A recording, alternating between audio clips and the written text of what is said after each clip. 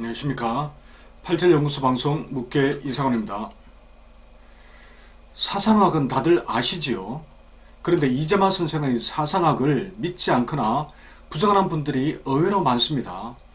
87나라 네이버 카페에도 과학중심화연구원에서 작성한 이재마 사상학을 쓰레기통에 처박아 버려야 하는 이유라는 글이 올라온 적이 있습니다. 이런 주장에 나름 힘을 얻고 있는 것은 사상칠 진단법의 불완전함으로 신뢰를 얻고 있지 못한 점도 한 이유가 있으리라고 생각합니다. 하지만 사람마다 각기 다른 네 가지 체질이 있다는 것만큼은 분명합니다. 논리적이고 합리적인 이론과 수많은 임상 사례가 이를 뒷받침합니다. 과학 맹신론으로 부정할 수 없는 명확한 사실입니다. 사상학과 사상체질을 부정하는 과학중심화연구원의 주장은 한마디로 독선과 아집과 편견에 지나지 않습니다. 그렇게 주장하는 서구과학은 세상과 인간에 대해서 대체 얼마나 완벽하고 명쾌하게 설명할 수 있는지 묻고 싶습니다. 또한 수많은 사회, 정치, 문화, 과학적 현상에 대해서 누구나 동의할 수 있을 정도로 막힘없이 설명할 수 있는 비율이 얼마나 된다고 자신하는지에 대해서도 마찬가지입니다. 그리고 서양과학을 바탕으로 발전한 서양의학은 인간의 병을 과연 몇 %나 진단하고 치료할 수 있을까요?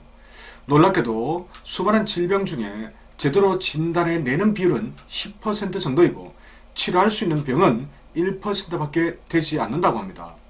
그렇다면 오진율은 상상할 수도 없겠지요.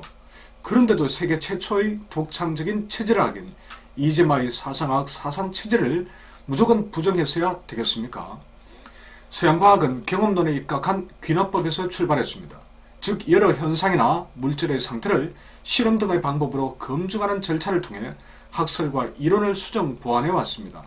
그런데 동양철학과 동양의학은 물론이거니와 사상학 사상체질 역시 따지고 보면 이와 유사한 경험과학에 해당합니다. 이재마 선생은 수없이 많은 사람들을 관찰하고 통계를 낸 결과를 토대로 사람 체질을 네 가지 유형으로 구분했기 때문입니다. 다만 둘의 차이점은 있습니다. 서양과학은 증명된 사실만 믿을 뿐입니다.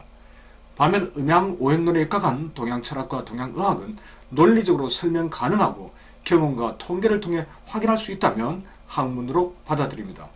그런 것이라면 구체적인 계산이나 실험을 통해 증명되지 않아도 하나의 지식으로 인정합니다. 이는 사상학, 사상체질 역시 마찬가지입니다. 한편 서양과학, 서양의학은 분석적인 연구 방법에 매우 능합니다. 그래서 특정 세균이나 바이러스를 박멸하는 예방학이나 특정 부위를 선택적으로 치료하는 수술요법에 대단한 장점을 발휘합니다. 하지만 인체를 종합적으로 바라보지 못하고 겉으로 드러난 현상에 집중합니다. 그러다가 보니 가장 중요한 본질을 놓칠 때가 많습니다. 반면 동양의학은 인간과 세상을 조화와 통합의 관점에서 바라봅니다.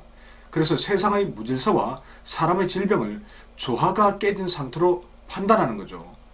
그러니 특정 조직이나 장부를 부수고 자르고 때려잡는 방식은 가급적 사용하지 않습니다. 이보다는 다른 조직이나 장부 간의 조화를 통해 자연스럽게 몸의 질병을 회복하는 방법을 선택합니다. 서양과학과 동양철학은 세상과 인체를 바라보는 접근법이 다릅니다. 각각의 장점이 있겠지요. 그러므로 어느 이론이 맞고 안 맞고의 문제로 접근해서는 안됩니다. 이보다는 세상을 바라보는 시각 차이로 이해하는 것이 올바른 자세입니다. 그렇게 해야 서로의 장점을 인정하고 수용하는 보완적인 관계가 될 수 있습니다. 근래 들어 서구 과학자와 의학자들의 동양의학에 대한 관심이 점점 높아지고 있습니다. 이는 서양과학과 서양의학만으로는 세상과 인간을 이해할 수도 완벽하게 구제할 수도 없다는 한계를 인식했기 때문이겠지요. 자, 세상은 눈에 보이는 것이 전부가 아닙니다. 서양과학의 잣대로 증명할 수 없다고 무시하거나 부정해서는 안됩니다. 서양과학과 서양의학으로 세상과 인간을 모두 이해하고 증명할 수 있다고 생각한다면 그건 착각에 지나지 않습니다. 서구적 사고에서 벗어나는 것은 전부 미개하고 무지하다는 생각은 대단한 오만이자 편견입니다. 참으로 가당치 않은 독선이 아닐 수 없습니다. 마찬가지로 사상체질 사상과학과 팔체질만이 최고이고 이것만으로 모든 병을 치료할 수 있다는 사람들 역시 과학 맹신론자들과 다를 바가 없습니다.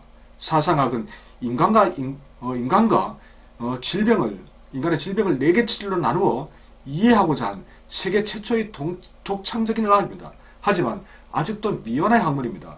이를 이어받은 87 역시 미완입니다.